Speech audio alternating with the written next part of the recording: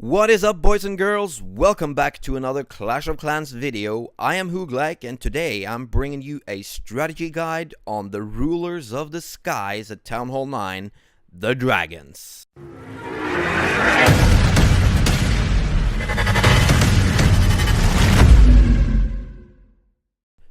First of all, the Week 4 matches in CWL Apex went down this weekend, and as you can see, Trollstein pulled off a 1-star victory against Crunch Time with 83 to 82 stars. This was actually a CWL War of the Week, and I was streaming the 3 first hours of the war here on the channel. You can check that out for a lot of Town Hall 9 action. None of the clans had their best performance this war, but a big shout out to Crunch Time, a very good clan, and it was very fun battling against them. And us struggling a bit on Town Hall 9s is actually what this video is all about. Because when you think of CWL High League warring in Town Hall 9 attacks, you probably think of advanced queen charges, queen walks, surgical hogs, professional lava loon attacks, and basically very advanced strategies. And I can guarantee you there is a lot of those attacks. And obviously the game meta at Town Hall 9 is mostly hog attacks and lava loon attacks at the moment.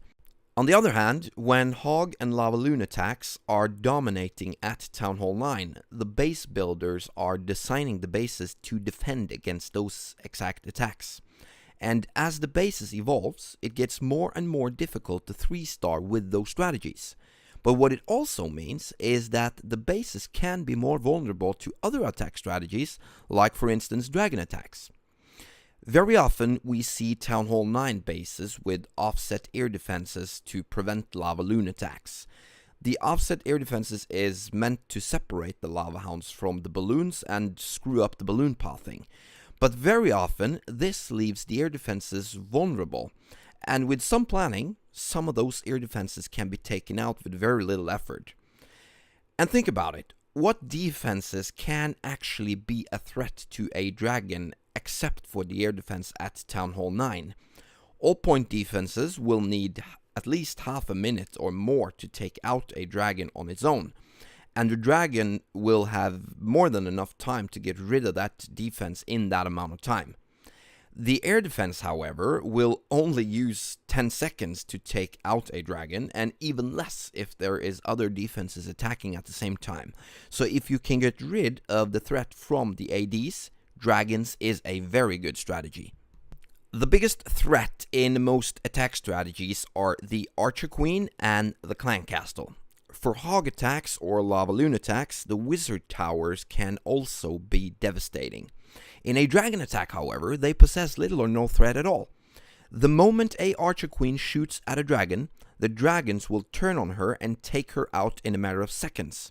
Same with the Clan Castle. As soon as the CC troops attacks the dragons, they will take them out, whether it's a baby dragon, it's witches, minions, or whatever it is. A lava hound can, however, possess a little threat because the dragons need some time to take it out, and if they are within range of a lot of point defenses, they can take some damage. But usually, not even the lava hound is much of a threat. But even though I make this sound like an overpowered strategy that can take down most bases, that is not the case. Although dragon attacks look spammy and easy to execute, they also need a lot of planning and a good strategy to 3-star. And I have to admit, dragon attacks won't fit most bases in high league wars. Still, the majority of the bases has to be taken out by queen charge, hog, or lava loon attacks.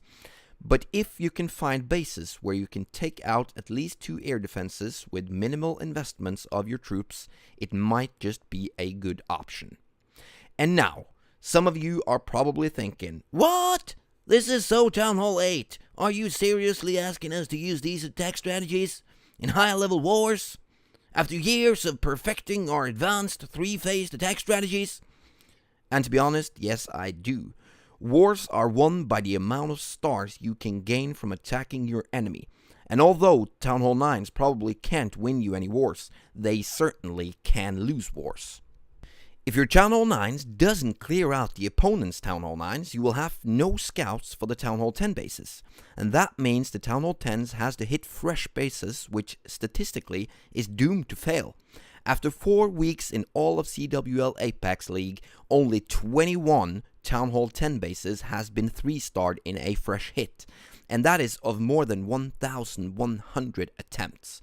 So basically less than 2% of the 10v10s are fresh 3-stars. So your clan really need those scout attacks if you are going to win the wars. And even a worse scenario is if you have to use your 10s to dip down and clean up the Town Hall 9s, which means less attempts on the enemy's Town Hall 10s and Town Hall 11s. So yes, I do mean in all honesty that you should use the attack strategy which gives you the best result. And a good Town Hall 9 needs to know and master more than 1 or 2 attack strategies. You need more tools in your toolbox to do your job. And your job is to 3-star those Town Hall 9s with as few attempts as possible. Doesn't have to be advanced, it doesn't have to be pretty, it's the result that matters. So, let's break down a couple of attacks and look at some different ways that you can plan and execute your dragon raids. The first thing you want to look for in an enemy base is the positioning of the air defenses. And if you find a base like this, where the ADs are placed next to each other with no more than 1 tile apart, you know that you can take out 2 air defenses with 3 lightning spells and an earthquake spell. You must also consider how fast your troops can take out the 2 remaining air defenses without them getting to shoot too long at your dragons. The next thing you want to look for is the air sweeper directions. If you already used 3 lightning and an earthquake spell to take out 2 air defenses, you won't have very much spells to push your troops through the blowing of the sweeper.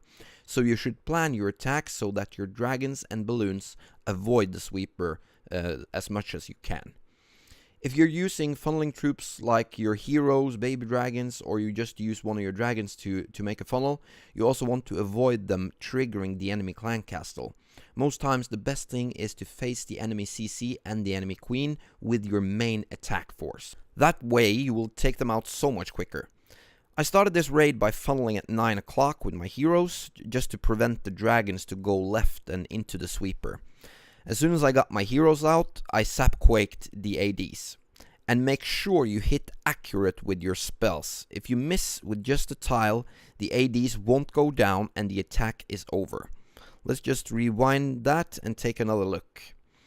What you want to do is to first make sure your earthquake spell covers both of the air defenses. The earthquake spell has a 7-tile diameter, so none of them can be more than 3 tiles from your drop tile. The lightning spells, however, is slightly more difficult. Because the damage is different inside the area of effect, you need to hit in specific tiles to damage both ADs enough to take them out. 2 of the lightning spells you need to drop at the edge of each of the ADs, so it's as close as possible to the other. The last lightning you drop exactly right between them, and if you hit correctly, you will take them out. Use a couple of dragons to funnel so that your main group of dragons go into the center of the base. If you are charging your dragon straight at 1 or 2 air defenses, you always want to bring a lava hound to tank for the dragons. And always bring some balloons to quickly take out the enemy defenses. Sometimes you actually want to hold on to some of the balloons to take out some back-end defenses at the end of the raid. You can bring a poison spell for the clan castle, but I always bring a haste to quickly get my balloons started to take out defenses instead. Your rage spell you want to use when your dragons encounter the heaviest defenses in the center, like Expos, Archer Queen and CC troops. Or you can use it to quickly get through high hit point buildings to get to those defenses. As you can see, 1 minute into the raid, there's not much left in this base that can threaten the dragons. So we got a couple of archer towers, the expo is about to go down, and we have a wizard tower that doesn't do any damage to the dragons at all.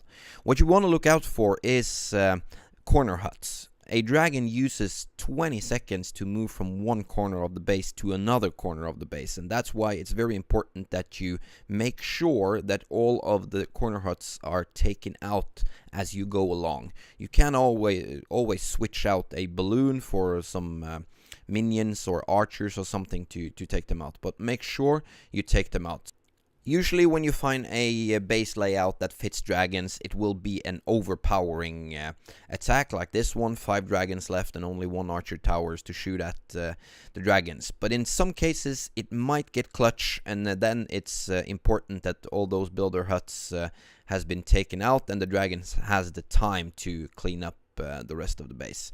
But this was one of, I think, 4 3-star attacks with dragons in this war. Let's check out another one. It's not always necessary to take lightning spells to take out the air defenses. In this raid, Nia uses her heroes instead.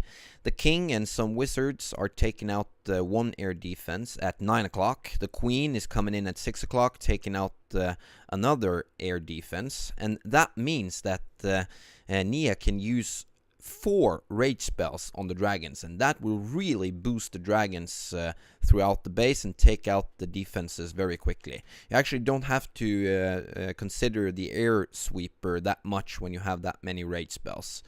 At 3 o'clock, he will bring some balloon and a haste spell to take out a 3rd air defense, and that means that it's only 1 air defense left in the base that can possess a threat to his dragons. Uses some minions to take out a builder hut to funnel and put out a dragon on the builder hut in the corner before he puts out the rest of the dragons.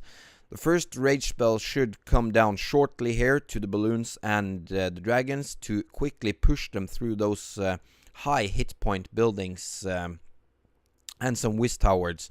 So the dragons will go quickly into the center. Uses the next rage spell to take out the expo and the enemy queen.